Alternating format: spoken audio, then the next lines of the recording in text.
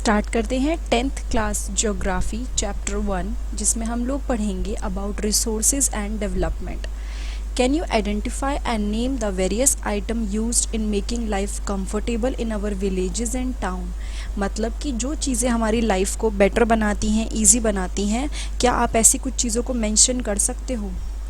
Everything available in our environment which can be used to satisfy our needs provided it is technologically accessible, economically feasible and culturally acceptable can be termed as resource।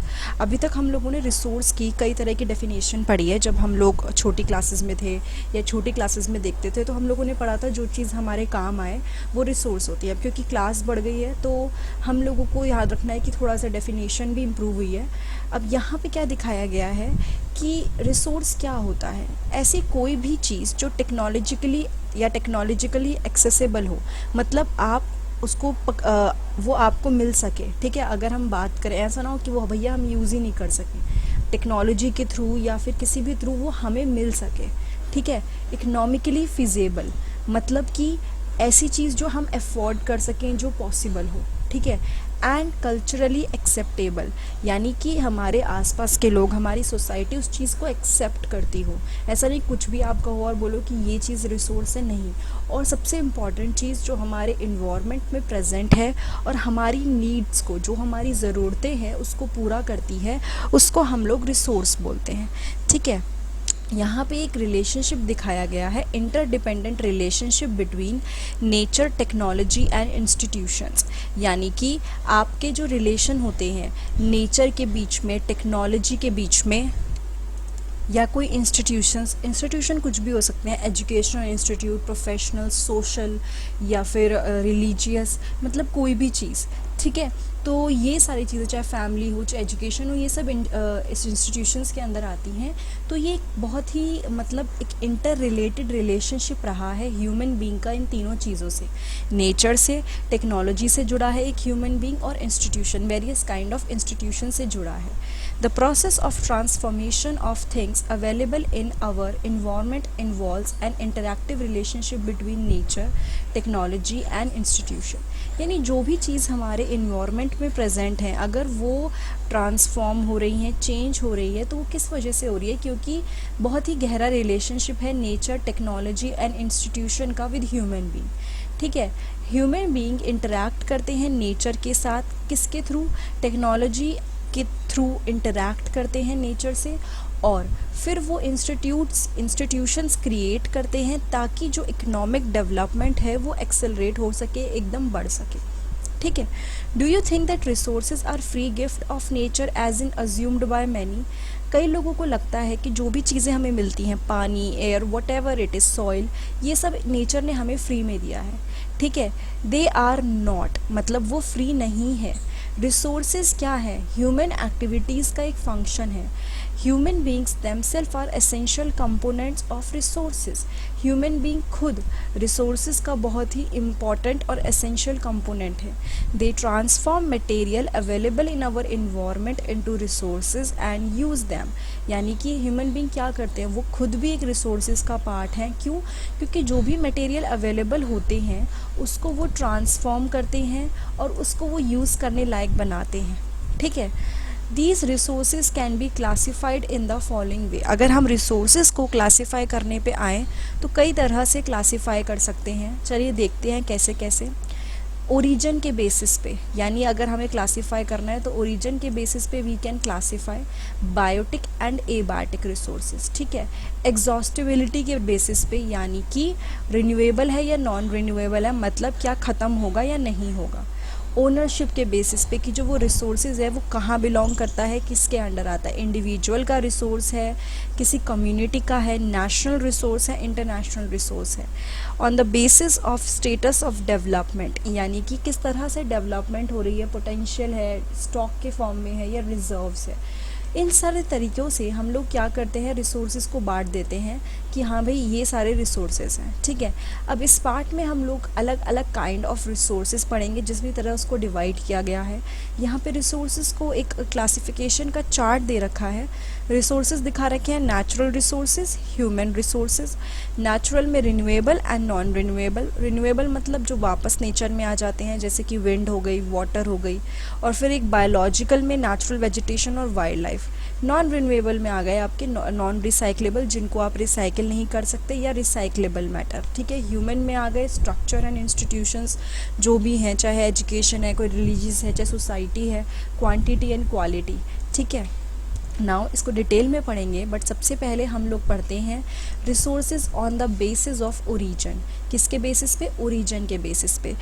Biotic resources, these are obtained from biosphere and have life such as human being, flora and fauna, fisheries, livestock etcetera. मतलब कि ये वो चीज़ें हैं जो हमें कहाँ से मिली हैं? बायोस्फीयर से, नेचर से मिली हैं, और इसके अंदर लाइफ है, यानी इन चीज़ों के अंदर लाइफ है। बायोटिक का मतलब लाइफ, तो फ्लोरा, फौना, फिशरीज, इन सब में क्या है? लाइफ है। लाइफ स्टॉक, गाय भैंस, ये सब लिविंग थिंग्स हैं, तो ये सब बायोटिक रिसोर्स के अंदर आती हैं। Then comes abiotic resources. All those things which are composed of non-living things are called abiotic resources, for example rocks and metal। वो सारी चीज़ें जिसके अंदर क्या होती हैं? नॉन लिविंग थिंग्स जिसके अंदर आती हैं, उसको हम बोलते हैं एबायोटिक रिसोर्सेज, जैसे कि रॉक्स एंड मेटल। अब रॉक्स और मेटल है, नेचर से मिलता है, एक्सेप्टेबल, बट क्या वो लिविंग है? नहीं है, तो इसलिए वो एबायोटिक। बायो मतलब life, biotic life, abiotic without life. तो ये अगर ओरिजिन के बेसिस पे मैं क्लासीफाई करूँ, तो मैंने पहले तरीके से क्लासीफाई कर दिया, दैट इज़ बायोटिक रिसोर्स और एबायोटिक रिसोर्स, ठीक है। Now on the basis of exhaustibility, अब हम बात करेंगे कि वो रिसोर्स ख़त्म होता है या नहीं होता, उस बेसिस पे हम इसको डिवाइड करेंगे। सबसे पहले we will talk about renewable resources. The resources which can be renewed और रिप्रोड्यूस्ड बाय फिजिकल, केमिकल और mechanical processes are known as renewable और रेप्लिशनेबल रिसोर्सेज। ऐसी चीज़ें, देखो एक नॉर्मल चीज़ समझाती हूँ। वाटर है वो नेचर से ख़त्म नहीं होगा, क्यों?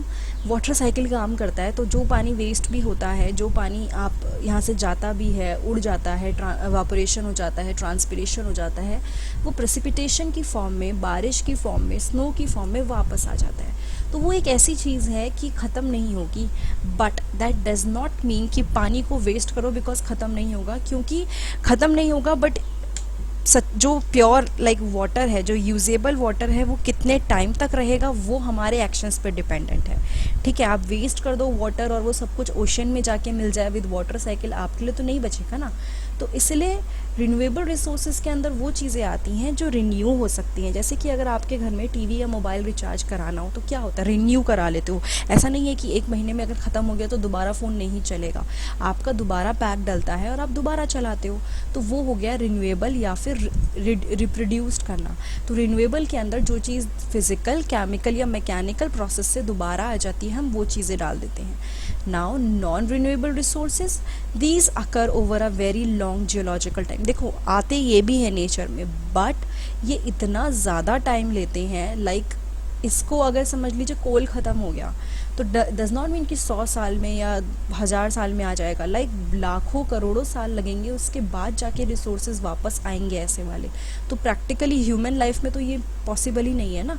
तो इसीलिए mineral and fossil fuels are example of such resources जो क्या करते हैं, these take millions of in their formation, जो अपने फॉर्मेशन में बहुत साल लेते हैं। Some of the resources like metal are recyclable and some like fossil fuel can not be recycled.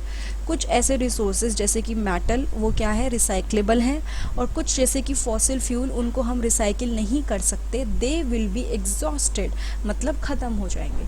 तो दो तरह से अभी हमने पढ़ा रिसोर्सेज को, एक तो ओरिजिन के बेसिस पे जिसके अंदर बायोटिक और एबायोटिक पढ़ा, बेसिस ऑफ एग्जॉस्टिबिलिटी जिसमें renewable and non renewable resources पढ़ा।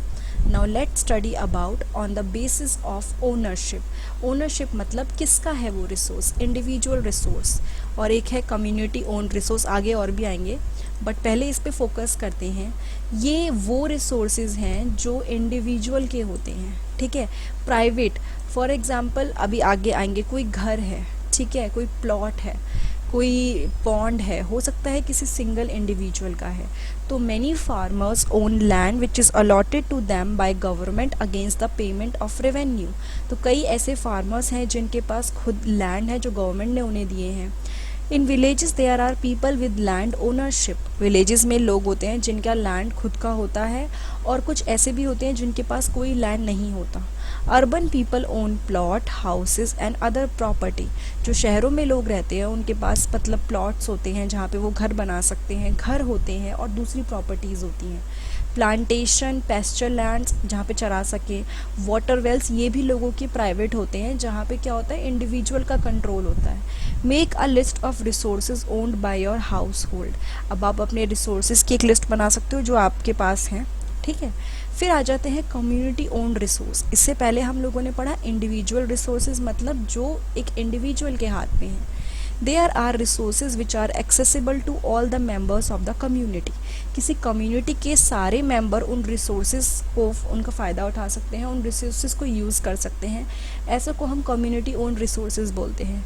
Village commons, grazing ground, burial grounds, village ponds etcetera, public park, picnic spot, playground, ये सब क्या है, ये क्या है, ये सबके लिए एक्सेसिबल है। अगर आपकी सोसाइटी में एक पार्क है तो वो आपकी सोसाइटी के सभी लोग यूज़ कर सकते हैं। It's not an individual property. तो वो क्या हुआ, वो एक कम्युनिटी रिसोर्स हो गया, ठीक है। फिर नेशनल रिसोर्स पे आ जाते हैं। जो भी रिसोर्सेज हैं वो वैसे तो नेशन मतलब जिस भी जगह रह रहे हैं, जो भी कंट्री है उसके अंदर आते हैं। The country has legal power to acquire even private property for public good. Country के पास ये भी हक है कि वो कोई भी प्राइवेट प्रॉपर्टी को ले ले पब्लिक गुड के लिए, मतलब पब्लिक यूज़ के लिए वो प्राइवेट प्रॉपर्टी ले सकता है। You might have seen roads, canal, railway being constructed और field owned by some individual. कई बार क्या होता है, मेट्रो, रोड्स वगैरह बनाई जाती हैं ऐसी जगह पे जहाँ पे किसी की और खुद की प्रॉपर्टी है। तो गवर्नमेंट क्या करती है, वो कंपनसेट कर देती है कि हाँ भाई हमारे को इस जगह की ज़रूरत है, हमें तो बनाना है जो बनाना है, तो आपको जितना पैसा चाहिए आप ले लो। इस तरह से मतलब नेगोशिएशन हो जाता है। सो यहाँ पे लिखा है urban development authorities get empowered by the government to acquire land. जो भी डेवलपमेंट अथॉरिटीज़ हैं वो गवर्नमेंट से ये मतलब हक पा लेती हैं और बना लेती हैं। All the minerals, water resources, forest, wildlife, land within the political boundaries and oceanic areas up to 12 nautical miles from the coast termed as territorial water and resources therefore belong to nation. तो जितनी भी चीज़ें हैं, कोई अगर कोई park है, forest है, तो वो नेशन का है, किसी इंडिविजुअल का। जो नेशनल पार्क होते हैं, सेंचुरी होती हैं, ये क्या है, ये किसी नेशन की है, कोई इंडिविजुअल उस पर कंट्रोल नहीं कर सकता, ठीक है।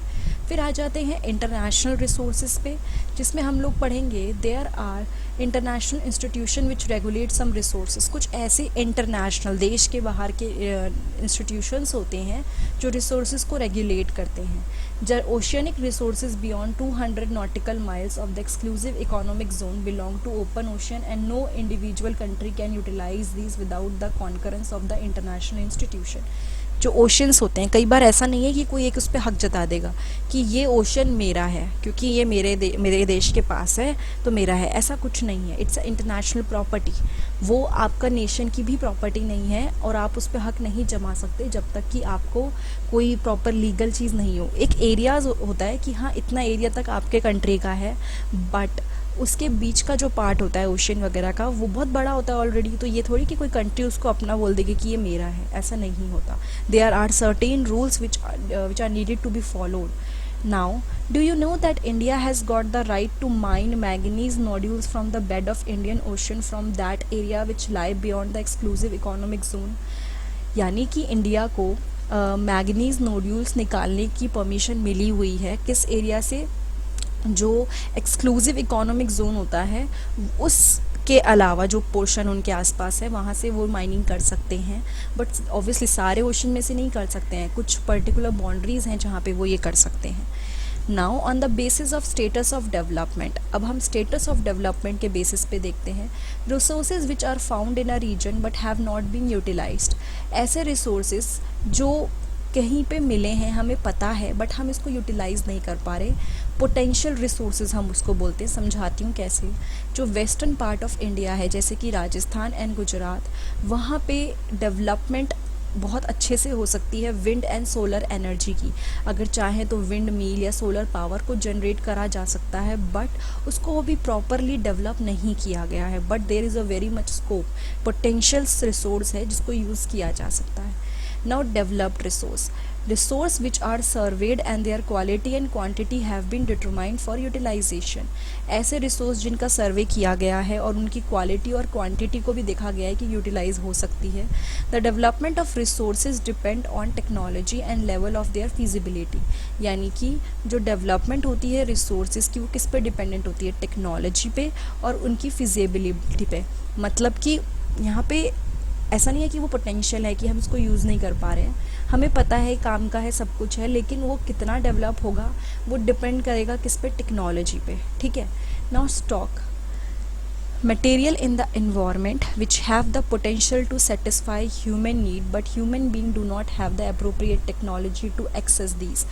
ऐसे environment में चीज़ें जो human need को satisfy कर सकते हैं but human being के पास proper technology नहीं है उन resources तक पहुँचने की। These are included among stocks. इनको हम स्टॉक्स के अंदर रखते हैं, जैसे कि water is a compound of two gases hydrogen and oxygen. कि जो वाटर है वो किससे बनता है, हाइड्रोजन और ऑक्सीजन से बनता है। Hydrogen can be used as rich source of energy. Hydrogen को हम एनर्जी सोर्स की तरह यूज़ कर सकते हैं, बट हमें ये नहीं पता कि उसको यूज़ करना कैसे है। ठीक है, हमें ये नहीं पता इस पर्पज़ के लिए हम उसको कैसे यूज़ कर सकते हैं, इसलिए हम इसको स्टॉक बोलते हैं। ठीक है, दोबारा समझा देती हूँ। ऐसी चीज़ कि हमें पता है कि ये रिसोर्स है, बहुत इम्पॉर्टेंट है, but we do not know how to access this. उसको कैसे एक्चुअली यूज़ किया जाए, किस तरह से उसको कंट्रोल किया जाए, we don't have information on that. Then comes reserves क्या होते हैं, they are the subset of stock which can be put in to use with the help of existing technology know how but their use not had been started. ये वो resource है जिसका हमें पता है कि मतलब स्टॉक के अंदर ही आते हैं कि हमें इसको यूज़ करना भी आता है, वी नो हाउ कि किस तरह से यूज़ करना है, बट हमें क्या करना है अभी हम उसको प्रॉपरली यूज़ नहीं कर रहे हैं। ठीक है, these can be use for meeting future requirements. River water can be use for generating hydroelectric power but presently it is being utilised only to a limited extent. जैसे कि अब river water है, हमें पता है कि देश में बहुत सारी रिवर्स हैं या फिर बहुत सारी ऐसी चीज़ें हैं जहाँ डैम बिल्ड हो सकता है। कई जगह हमने कर दिया है, कई जगह हम नहीं कर रहे हैं। We know the technology, we know everything, but we are not actually doing it. तो ये रिजर्व है। ठीक है, अब इसके पीछे बहुत सारे डिबेटेबल चीज़ें हैं कि एक्चुअली करना चाहिए नहीं करना चाहिए। ऐसा नहीं है, इट्स वेरी सिंपल कि बस कर दो। डैम बनाने में भी प्रॉब्लम होती है, there are many negative point also, but अभी समझने के लिए समझना पड़ेगा कि ऐसी चीज़ें जो हमें पता है कैसे कर सकते हैं बट हम अभी नहीं कर रहे हैं, हम एक लिमिटेड एक्सटेंट तक उसको यूज़ करें। दस the water in the dams forest etcetera is a reserve which can be used in the future. सबसे इम्पॉर्टेंट चीज़, ये आगे यूज़ हो सकते हैं। ऐसा नहीं है कि हम आज यूज़ नहीं करेंगे तो सब ख़त्म हो जाएगा, ये हम आगे के लिए भी छोड़ सकते हैं। उसके बाद ये हम लोगों ने पढ़ लिया। तो ये फर्स्ट पार्ट था जिसमें हम लोगों ने देखा कि रिसोर्सेज किस तरह से डिवाइडेड हैं, ओरिजिन के बेसिस पे, एग्जॉस्टिबिलिटी के बेसिस पे, ओनरशिप के बेसिस पे एंड स्टेटस ऑफ डेवलपमेंट। ठीक है, अब बाकी चीज़ें तो फिर भी आपने पढ़ी होंगी, ये ownership and status of development को आप थोड़ा सा और अच्छे से पढ़िएगा क्योंकि वो अभी आप 10th क्लास में एकदम डिटेल में पढ़ोगे। तो ये पार्ट 1 था 10th ज्योग्राफी आपका, रिसोर्सेज एंड डेवलपमेंट। अगर ये वीडियो आपको अच्छी लगी है तो प्लीज़ लाइक, कमेंट, सब्सक्राइब और शेयर करना मत भूलिएगा। आप 10th क्लास की प्लेलिस्ट पे जाके जितने भी चैप्टर्स मैंने आज तक कराए हैं वो देख सकते हैं, या फिर होम पेज पे 10th क्लास के सेक्शन के अंडर आपको सब्जेक्ट वाइज अलग अलग टॉपिक मिलेंगे, वहाँ पे भी आप देख सकते हैं, वरना डिस्क्रिप्शन बॉक्स में मैं सारी चीज़ें पेस्ट कर दूँगी। Thank you so much.